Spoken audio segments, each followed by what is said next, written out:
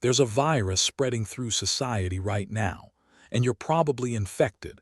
It's not biological, it's mental. It's a set of beliefs about money that keeps 95% of people financially crippled for their entire lives. And the terrifying part, you don't even know you have it. You caught it from your parents, from your teachers, from every broke person who ever gave you advice about money. Your poverty is not an accident. It is a program running in your mind. Right now, as you're watching this, there are thoughts in your head that are actively repelling wealth. Thoughts you think are your thoughts, but they are not. They are inherited beliefs, collective delusions passed down through generations like a mental disease. Mass psychosis around money. The rich figured this out. They inoculated themselves against the poverty virus. They learned to think independently while everyone else stayed trapped in the hive mind. In the next 14 minutes, I'm going to expose exactly what this collective delusion looks like, how it infected you, and most importantly, how to finally break free from it. Because your broke friends will tell you to be realistic. And that advice, that's the virus talking. The poverty virus. What if I told you that poverty isn't a financial condition?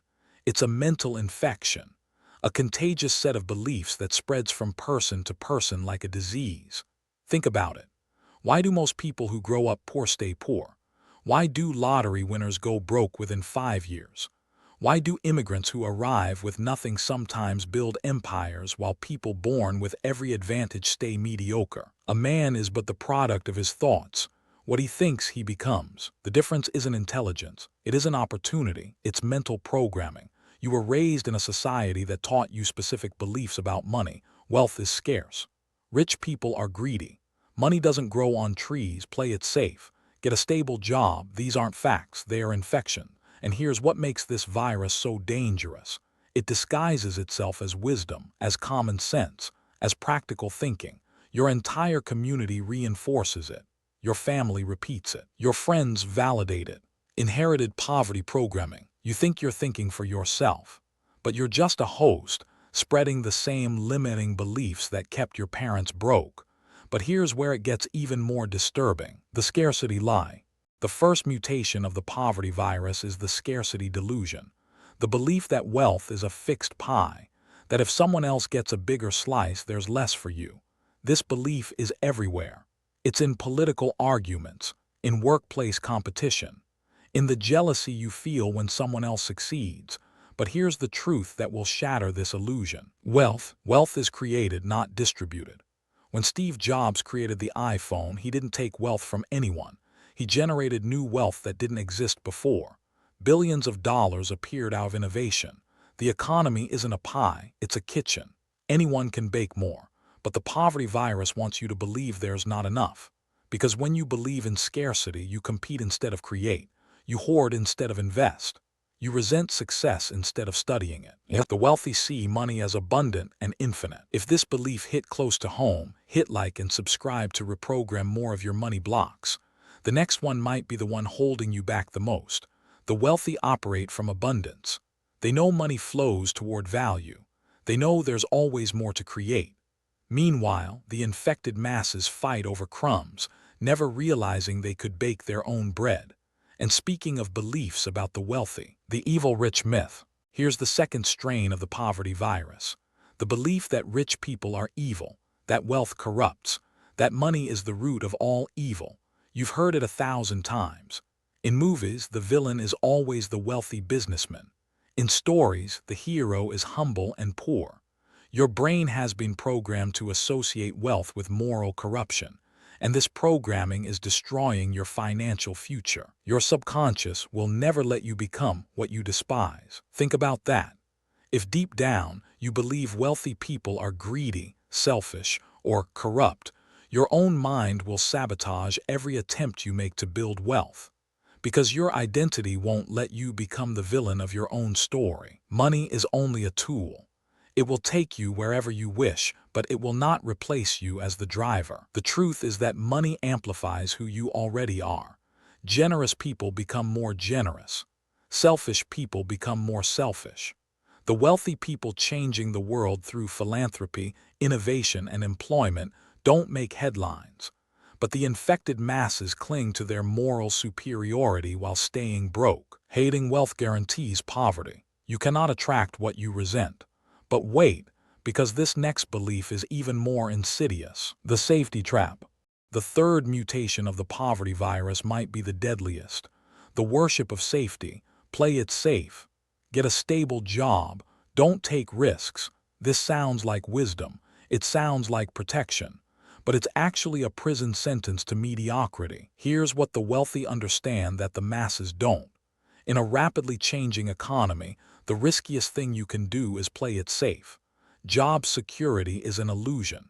Industries get disrupted. Companies downsize.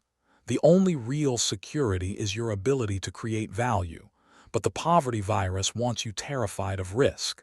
It wants you clinging to false stability while opportunities pass you by. The biggest risk in life is taking no risks at all. Every self-made millionaire took risks that the masses would call crazy.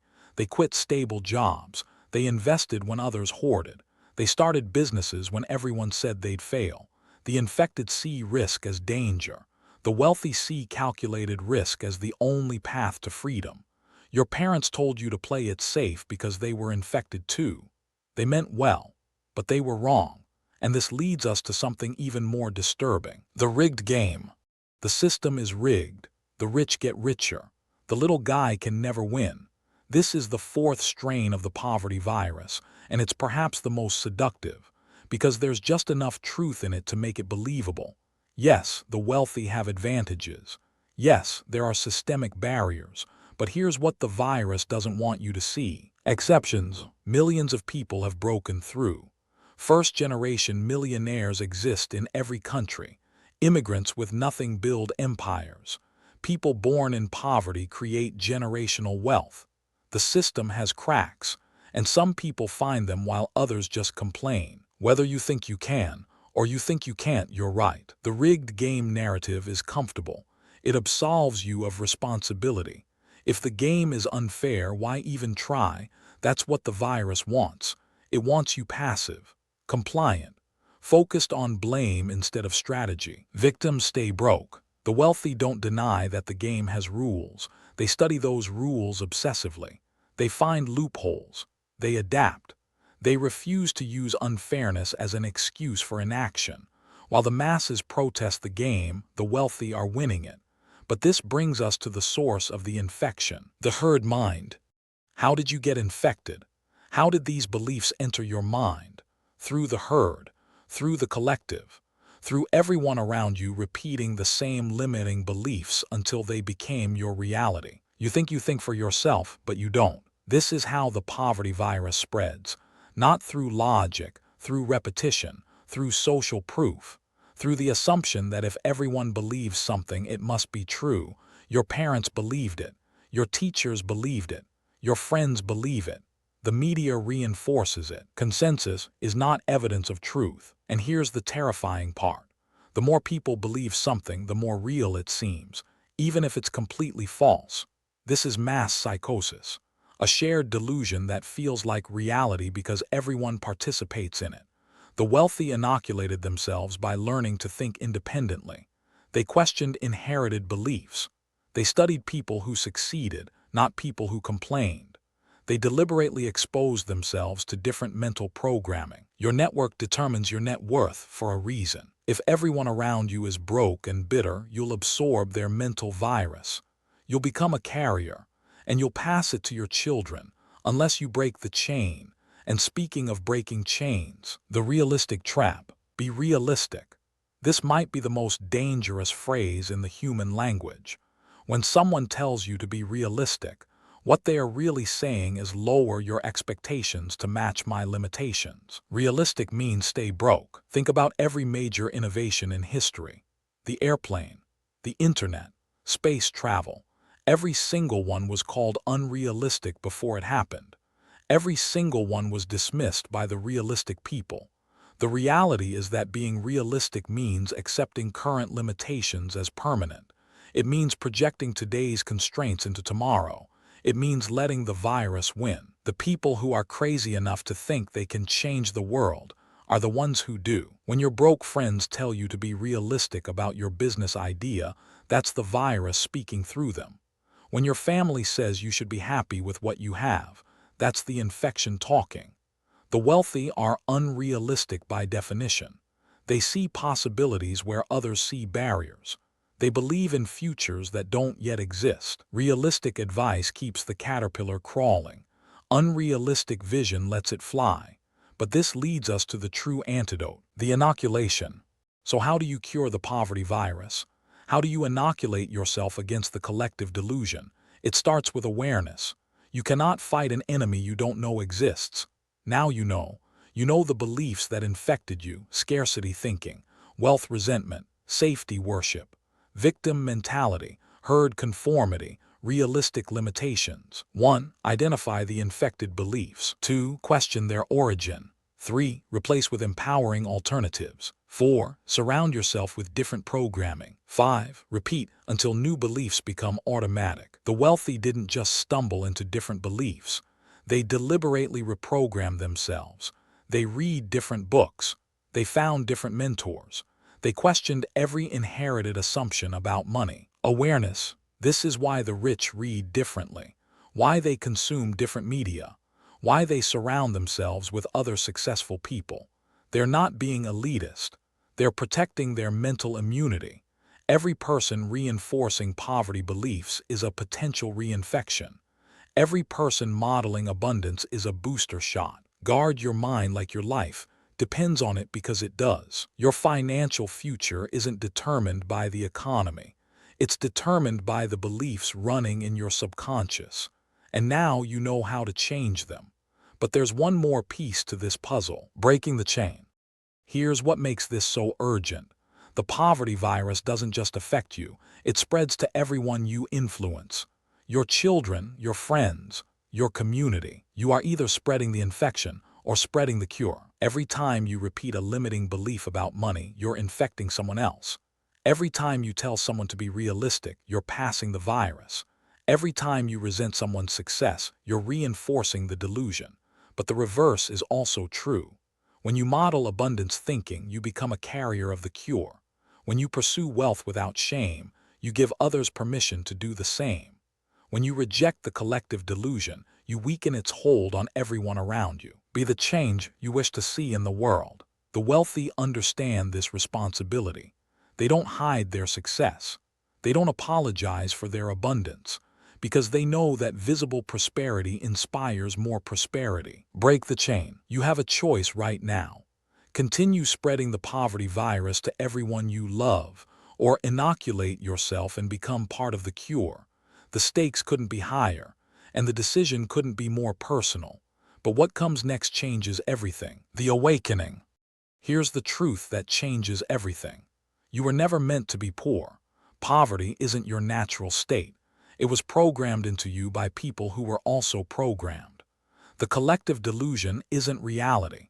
It's a shared hallucination that millions of people participate in because no one told them they could wake up. Right now, in this moment, you have a choice that most people never realize they have. You can continue accepting the beliefs that were installed in you without your consent, or you can reject the infection and start thinking for yourself. The wealthy aren't different species. They're just awake while the masses are sleepwalking through a poverty dream. They questioned what everyone else accepted. They thought independently when the herd demanded conformity. The moment you stop believing the lies is the moment you start building wealth. Your parents meant well, your teachers meant well, but they passed you beliefs that kept generations broke. You have the power to end that cycle today, not tomorrow, not when you feel ready. Today, your awakening begins the moment you choose different thoughts. The poverty virus thrives in darkness, in unconscious acceptance, in unquestioned beliefs, but now you've seen it. Now you know it's there. And that awareness is the beginning of your financial liberation. You came into this video infected with a mental virus you didn't even know you had. Beliefs about scarcity, resentment toward wealth, worship of false security, victim mentality, herd thinking, the tyranny of being realistic. These weren't your beliefs. They were installed in you by a society that is collectively deluded about money. Now you know better. The wealthy didn't get lucky. They got awake. They questioned what everyone else accepted. They rejected the comfortable lies. They thought independently in a world that demands conformity, and now you have the same choice. You can go back to sleep. You can return to the herd. You can let your broke friends convince you to be realistic, or you can stay awake. You can guard your mind. You can deliberately reprogram the beliefs that have kept you financially stuck. The mind is everything, what you think you become. If you made it this far, comment mass awakening to prove you're among the few who broke free from the collective delusion. Your mind is either programmed for wealth or poverty. Now you know how to reprogram it. If this video exposed something in you, hit subscribe. There's more uncomfortable truth to uncover.